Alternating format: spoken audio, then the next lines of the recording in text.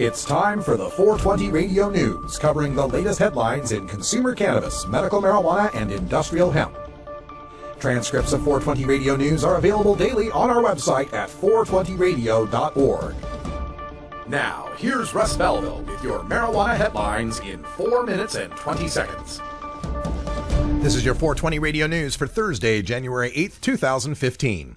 The opponents of Washington, D.C.'s marijuana legalization initiative, 2 is Enough D.C., were in violation of several campaign finance laws, including failure to officially register as a political committee, failure to file a financial report, and failure to include proper language on its campaign literature. According to the Office of Campaign Finance in Washington, D.C., the group, quote, may have begun as a blog, but it eventually became a full-scale political movement, which was required to register with the OCF, end quote, but it never did.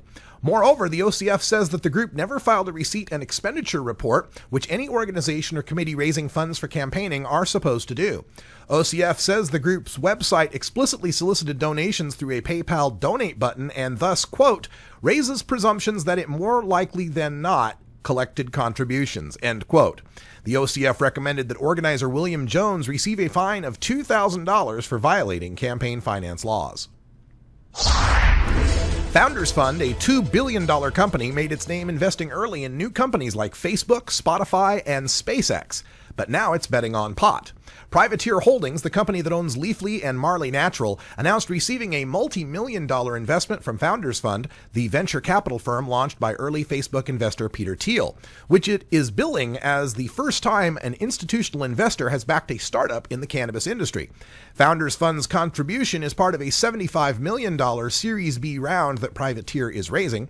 It has already closed more than $50 million of that, and Privateer CEO Brendan Kennedy expects to wrap up the round in, quote, the next month, end quote. The plan is to use the funding to grow its existing services and eventually build up a suite of multi-billion-dollar marijuana brands.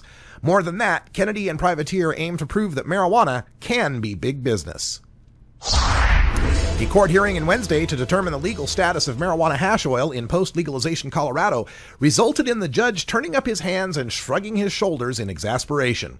Attorney Rob Corey, who helped write Colorado's marijuana legalization law, argues that Colorado's constitution now protects the personal possession of marijuana and the processing of marijuana plants into hash oil.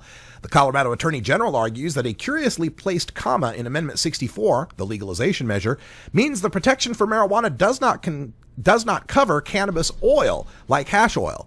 The measure says its definition for marijuana, quote, does not include industrial hemp, comma, nor does it include fiber produced from the stalks, comma, oil, comma, or cake made from the seeds of the plant, end quote. By the end of Wednesday's hearing, Denver District Judge A. Bruce Jones had refused to grant Corey's motion to dismiss, but ultimately said the Attorney General's position was, quote, way wrong, end quote. Chief Judge James Gritzner of the U.S. District Court for the Southern District of Iowa rejected every one of Iowa State University's requests to dismiss a free speech lawsuit brought against the school by Iowa State Normal, a student group advocating for reform of marijuana laws. Student plaintiff Aaron Furley said, quote, it feels so good to know the facts can't be ignored anymore, end quote. Furley and fellow student Paul Gerlich, the vice president and president, respectively, of ISU's student chapter of the National Organization for the Reform of Marijuana Laws, sued Iowa State in July of 2014. In their complaint, the students detailed how the university censored the group's t-shirts based on their marijuana-related messaging and imagery, removed Normal's ISU advisor, and implemented new guidelines for using ISU's trademark in order to restrict Normal ISU's speech. The trial is scheduled for December of 2015.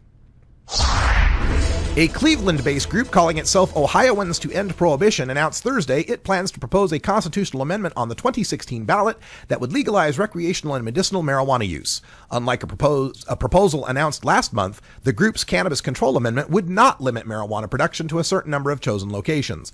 Ohioans to End Prohibition planned to announce its plan this spring, according to the release, but was prompted to act early after reports surfaced that another group was planning an amendment for the November 2015 ballot.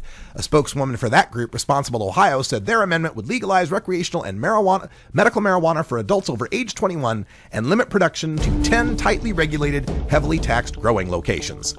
This has been your 420 Radio News for Thursday, January 8, 2015. I'm Russ Belville.